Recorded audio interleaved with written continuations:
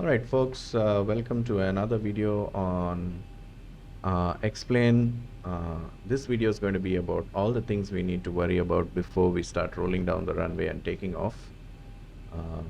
This is important because once you're in the air, the number of options you have is limited, and so you don't want to be stuck in the air in a precarious situation, right? So we want to make sure that we cross-check and double-check everything before we take off, right?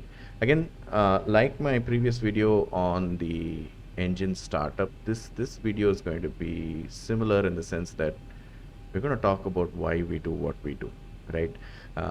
There are enough videos out there which will talk about ways to do this, what's the right procedure, acronyms to remember so that you can remember and do these checks. But for me at least, I really learn what to check by learning why I need to do it. So that then tells me the relative importance of each of those checks and why I need to worry about it. So that's my way of doing it.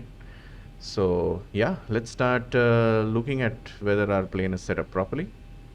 So the first thing I'm going to check is the fuel weight balance, and I'm going to see if I have enough fuel to make the trip. 6,240 kgs is more than enough, so I'm good on that front. After this, let's start looking at our overhead panel. And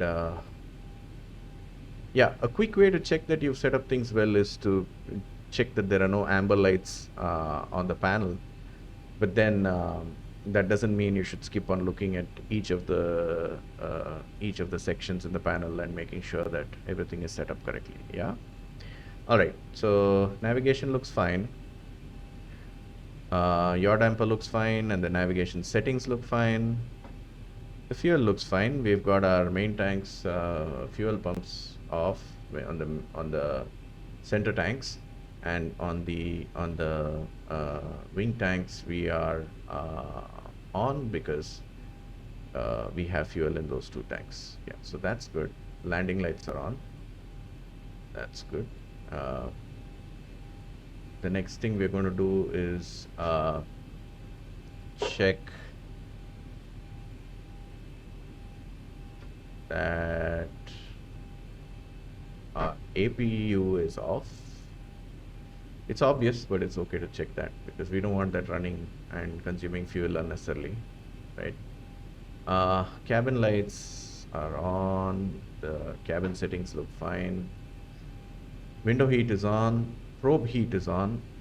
Anti-icing is on. I'm flying at a pretty high altitude. The airport itself is at nearly 10,000 feet above sea level, so that's the reason. So we're going to keep our anti-icing on. Hydraulics is fine, and we're going to keep our engine ignition to continuous. This is, if you can see, these switches are pointed to the continuous setting, and that is to keep the ignition on. Because what can happen is when you're taking off, the engine could hit, there could be a bird strike, there could be other problems. But what we want to do is we want to keep the ignition firing away so that in case anything turns off the engine, it gets reignited, right? So that's the reason why we keep this on. This is done during takeoff and landings.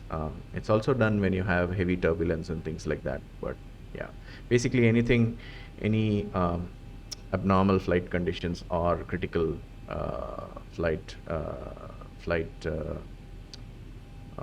phases, you want to make sure that you get the setting right. Yeah, so that's done. Let's look at our air conditioning. Looks fine.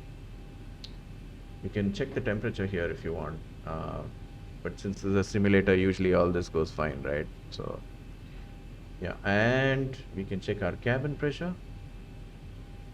This is extremely important to set because as you take off, you're going to be gaining altitude and the air pressure is going to get thinner outside.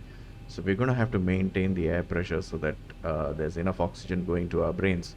Otherwise, we're going to black out. I remember at a point of time flying a turboprop in X-plane, and I didn't know how to get the cabin pressurization to work. So every time I went about 12,000 feet, the screen would just go black to indicate that I'm blacking out. So this is never a good idea. And if I'm not wrong, you want to get this right before you take off, because I think the cabin pressure builds as the altitude goes up, right? So you don't want to be flicking the switch on mid-flight, right? Or setting the altitude mid-flight. You ideally want to have it set properly in the ground itself. Yeah. So this is a very important setting. Yeah. So I think that completes our panel. Yes. So now we can go ahead and look at our autopilot settings. So we've got our direction set. We've got our speed set, which is V2 plus 15 knots. And then we've got our altitude, our initial altitude set up as well. So that's good.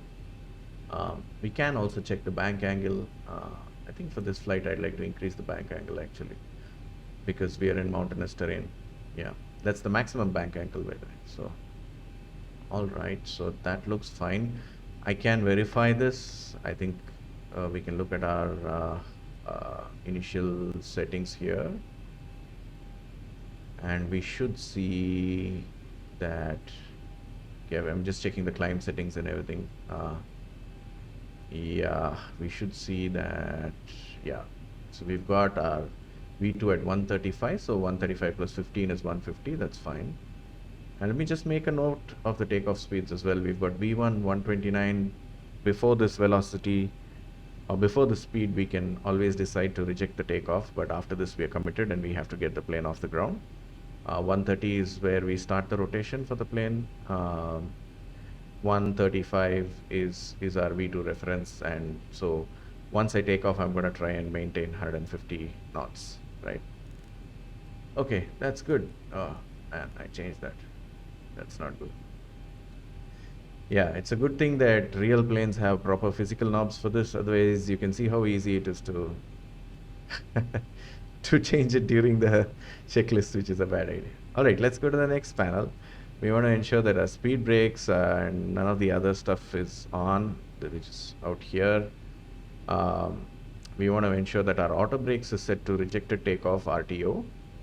That is so that if we decide to abort the takeoff, the plane will apply maximum braking and bring the plane to a stop, right? We're going to check our flaps. Flaps is at 5. That's what we need for this takeoff. I can confirm that. Yeah, the flaps is 5. Right. So that's good. That's good. Yeah. I just want to cross-check the local pressure because we don't want to get our height wrong. That's a very bad idea. Yeah, it's 29902, so that's good. All right. Now on this instrument cluster, the one thing I'm going to look at is the EFIS setup, which is one of the main things we're going to be looking at for our flight route and to figure out whether we are at the top of our climb, when we need to reduce our speed during descent and approach. So this is a very important display. Since I usually fly on my own, I keep this at a very close range, so I know what to do immediately, and I have my second EFIS set up to give me a bit of a bird's eye view, so I know what's going to happen in the future phases of the flight. Yeah, so that's how I like to set it up. But what's important is to make sure that you've got the settings that you want here correctly in place. The other thing I specifically set up on this EFIS is the terrain radar, because we are in a very mountainous region, so I do not want to be unaware of anything that I could hit on the left or right if I make a wrong turn. Yeah. Okay, engine parameters look great. Everything is in blue. We've got our EGT stabilized. Everything looks fine here. That's good. It's just good to make sure that your engine characteristics are good, because again, like I said, once you take off and you realize that something is not okay with the engine, it's going to be a hell of a lot more difficult to land your plane safely. Yeah. All right, I think we are fine. Let's look at our flight controls, and yeah, I'm just checking that the speed brake is fine. And we want to check that our trim is set correctly. Yeah, I can see that it's set to 4, which is what we want from the FMS panel here. Yeah, so this is good. And I'm not using the ATC, but if you are, you should have your frequencies keyed in. The important thing is to have your next frequency keyed in so that you're not fumbling around to set the frequency after you take off. Yeah. And then you want to make sure you've got your transponder set and set to on. The reason is that this is what your plane is going to use to kind of communicate with the radar and give the position of the aircraft and stuff. Very, very important piece of equipment. It needs to be on for pretty much any flight. Yeah, so make sure that this is on. Right, I think we are good. It's never hurts to check the your main panel, recall, make sure that all your lights are working and the warnings are showing up. Never hurts to do that. So we're going to do that once. All right.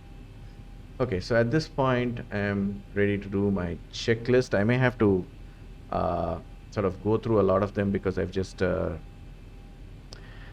of loaded a scenario, but my checklist is still at taxi. So just give me a second to scroll through that. Speed 2, flaps up. Oh, Speed all right. 250 kts. Leg Oh. after takeoff. Net takeoff. External lights. Transponder TA/RA. Trim. Auto brakes. Hold on a sec. Flaps. MCP settings. EFIS setup. Verify cabins. Verify leg pre-takeoff. Next. Right. After takeoff. Leg pre-takeoff. This is my checklist just before I take off. So let's go through it really quickly. Verify ignition. Ignition, we already verified, is fine. It's set to continuous. Verify cabin settings. Cabin settings, we have our takeoff altitude set to 25,000 feet and the landing altitude set to 10,000, which is the height elevation for the airport. We want to initially set this to the airport that we are taking off from, because in case we have an emergency situation and we want to land back, this is one less thing we need to worry about. Yeah. But once we have a successful takeoff and everything looks fine, we're going to set this to the destination airport altitude. Yeah. All right. So that's that. Verify fuel pumps. Verify fuel pumps. We did that, but I'll check it again. EFIS setup. EFIS setup looks good. MCP settings. MCP settings 53. We've got our direction. We've got our altitude. We've got our V2 plus 15. Yes, everything looks good. Flaps. Flaps are at 5. That's fine. Speed brakes. Speed brakes is fine. I'm just gonna push my lever here and my flight controls to ensure that. Auto brakes. Auto brakes is perfect. Trim. Trim, we already checked. It's fine, but let me check it again. Never hurts to check it again. Transponder TA/RA. Transponder TA/RA. Oh yeah, I earlier told you to set it to on. That's actually TA/RA. That's the setting, which is the rightmost setting. So you just turn the knob to the right as much as you can. Okay, that's checked. External lights. External lights is going to be our landing lights, which is fine. We've got our oh my gosh, what is that? Okay, we've got our position and strobe light, and yeah, I think I need this on. Yeah, we've got anti-collision. We've got right. I think we're good. Anti-collision and strobe lights are the most important things, along with the landing lights during the takeoff. Right. Yes, anything else? Takeoff. All right, so now we're ready for takeoff, but I'm not going to start taking off just yet because there's just one more thing to do, which is to kind of rehearse what you're going to do as part of your takeoff procedure. This is important to do so that you know exactly what you're going to do, and in case you need a backup plan or in case you need to think about other factors, you put that in and you talk about what you're going to do, right? It's important to do this because you don't want to be suddenly stuck for You don't want your thoughts stuck on what you want to do, because takeoff happens pretty fast and you need to react pretty fast to things. Yeah. All right. So given that, let me go through this. So what I'm going to do is I'm going to first push my takeoff power to 40 and 1. I'm going to wait for the EGT to stabilize, and once I see it stabilize, I'm going to set the throttle to the takeoff power, which is this little green arrow here. And then I'm going to push down the yoke, because I don't want my nose wheel lifting up, right? So we'll do this until we hit 80 knots, at which points it's safe to kind of pull back on the yoke. Not pull back, but bring the yoke back to the center position. Then we're going to wait for V1. And once we hit V1, we're going to rotate and take off. We'll get positive climb rate, at which point we're going to lift up the landing gears. And once we hit 1,000 feet altitude, we'll start raising our flaps and increasing our speed and starting our climb, right? Now, since this is a mountainous area, things could go wrong. So my backup plan is that if we are not able to make the turn, we are supposed to make a turn after we take off into the mountains and then out of them on the top. But if I'm not able to make that, I'm just going to hit the level change button, set up the autopilot and hit the level change button. And we're going to quickly climb to 25,000 feet. But we will not be on the flight path. Once we hit 25,000 feet, or maybe if we hit 18,000 feet, we'll turn around and then try to get back on our route. This is in case something goes wrong, right? Important thing to note, if anything feels wrong, just reject the takeoff. There's no harm. This is very hard to learn because you've done a lot of stuff by the time you get here, and it's really hard to then just abandon everything and stop your plane. It's irritating for sure, but you really have to come out of that mindset and think about the safety, right? I think we all know by now, looking at so many different movies, that it's all about keeping cool when it comes to flying a plane. So that's what we're going to practice, yeah? And that's the emotional side of your practice that you're going to do for the takeoff. So yeah, we're all set. I think everything looks fine. Hopefully my imaginary co-pilot agrees, and let's get started with our takeoff right now. Yep. All right, pushing to 40 on the N1. Gonna release my parking brake. All right, we're at 40. Is our EGT stabilizing? Yes, our EGT is stabilizing. I'm gonna go to takeoff thrust, push the yoke down. All right.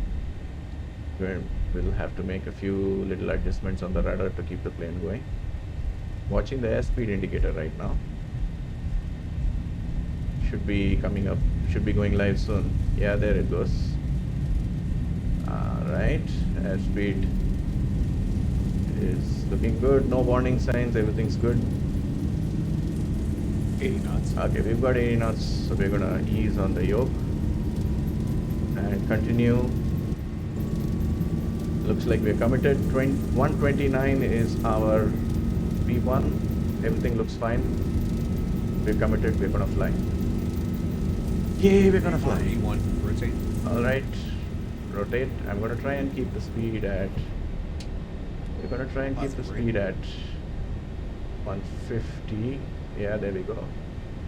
It's the speed we want to keep. Up goes my landing gear because we've got positive rate. The co-pilot just informed us of that. 400. Okay, seem to be a little off on the direction. I'm just going to fix that. All right, things are looking good. Things are looking good.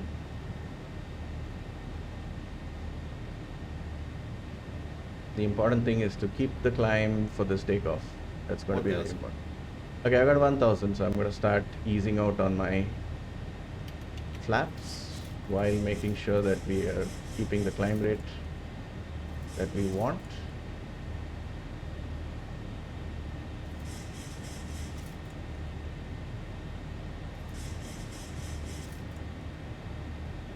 You want to make sure that we are I'm